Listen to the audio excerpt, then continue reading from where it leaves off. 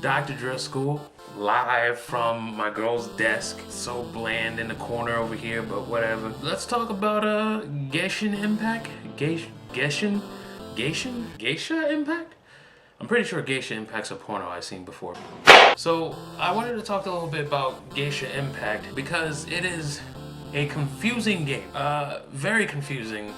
And I don't know how to feel about it. Like, first and foremost, if you're just here for like a review or whatever, I typically don't do reviews, but I mean, if I were to review the game, it would be a C, still a meh. It would have been an A because it was on the path to being different than most free-to-play games, but then it started to, you know, add everything that was free-to-play, like battle passes and shit. It's about you choose one or two people, like a male or female, of I guess the same thing, and they're both wind users, wind elementals or whatever, and they end up with some kind of amnesia on an island with this little fairy Navi creature named Paimon.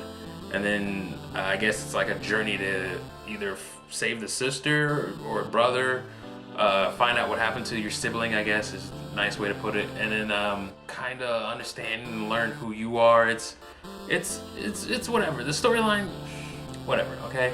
The issue really is how it plays. So people are comparing it to Breath of the Wild with better combat, which the combat is very repetitive. They say it uses strategy and whatever. You know what else, other game this kind of reminds me of? It reminds me of Divinity, Original Sin, because the combat is literally utilizing the elements to your advantage. They hide strategy and all that bullshit, like behind the fact that you still have to use elements constantly.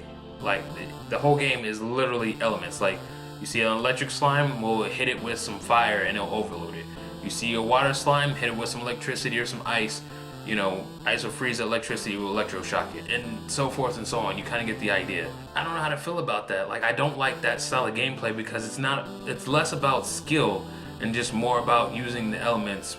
Genshin Impact is just confusing to me. It's so confusing, and that's why I really just made this video to talk about it, because I'm once I first picked it up, I was like, oh my god! Wow! Now we're about to show people what free-to-play games look like, and then it just goes downhill from there. Bro, you're trash, bro. The major thing I think that kind of confuses me is the feeling of it. I'm exploring a world, a wide open world. It's great.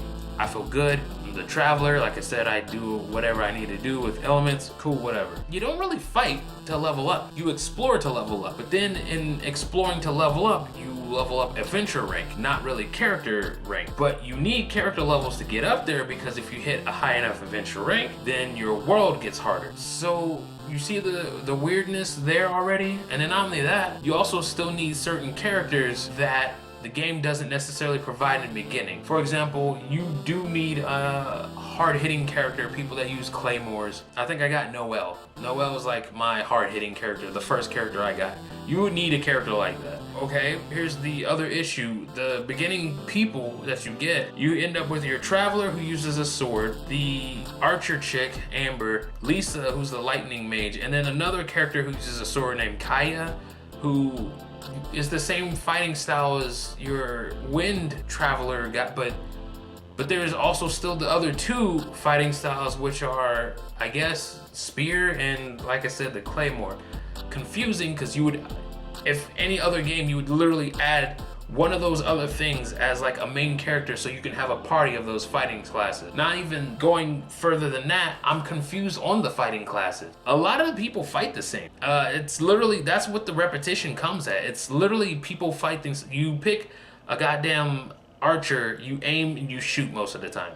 Their skills are different. Same thing with like people who fight with a sword. Charge attacks are usually the same. The way they swing their sword may be different, but it's just a lot of button there's no point. There was really no point in all this having different elemental people, because and here's the other thing, goddamn, there's so much to this I can break down. I hate games that give you a main character. The main character is the main character, where like any cutscene, it's the main character, the character you pick, the character you even get to rename. And then you just get to take them out of your party altogether, like you don't even need them. Like anytime you go talk to someone, it switches to your character, the one you named, the traveler, but you don't even have the motherfucker in your party. it will just switch back to whoever you were playing with before. What's the point? Why this character? Not only that, just to make it even weirder and move it, I'm kind of spoiling some shit for newcomers. This motherfucker can switch his elemental ability. Why not keep him in your party at all times and just select the other 3 as supporting characters? It blows my fucking mind how that works. And then co-op sucks. Everyone complains about co-op, but yet they have co-op events. What is this game? Do you see how much shit I just broke down, and I'm so confused with this game altogether? I am thoroughly confused about this game. And it's not even like it's a bad game. I love exploring the whole world. The world's amazing. It's giant. There's shit almost in every turn that you get to explore. But like I said, beating up people gives you no EXP. You literally have to explore for that, which gives you more so adventure rank than it does character rank, and you're not always guaranteed to get the items needed to rank up your character. There is times you need to get double the character in order to get extra shit for that character, like better skills and shit, but then you still have to rank up your character and ascend them. There's like 5 different, like, I think that you could ascension ranks, but yet you still need to get multiple characters to get better skill types, always leaving your character weak. Then what is this game? What are y'all doing? Seriously, just please help me understand what are y'all doing? Because I just don't get it. So I am confusion. It's such a good game. Just take a weird turn and just make it overly. One thing I told my homie, which this is at least true, at least the game gives you a lot of material needed to where you can go wish, is what it's called, and get like new characters. You can wish and get new characters, that's dope. And they give you the material needed so you can go do that. But other than that, I mean, it's one of those games I guess you can go ahead and throw a couple bucks in. A couple bucks. Because I feel like the gacha machines are kind of like cheating. And when I say gacha, it's like it's kind of what it's like. It's like you get random shit and that's kind of what you get. And I don't like that idea, because anytime you get random shit, we all know it's rigged against you. Wait. Holy shit. I got up and almost didn't say it. Yo, I busted the bits of... Me, nigga? I'm confused. Thanks for playing.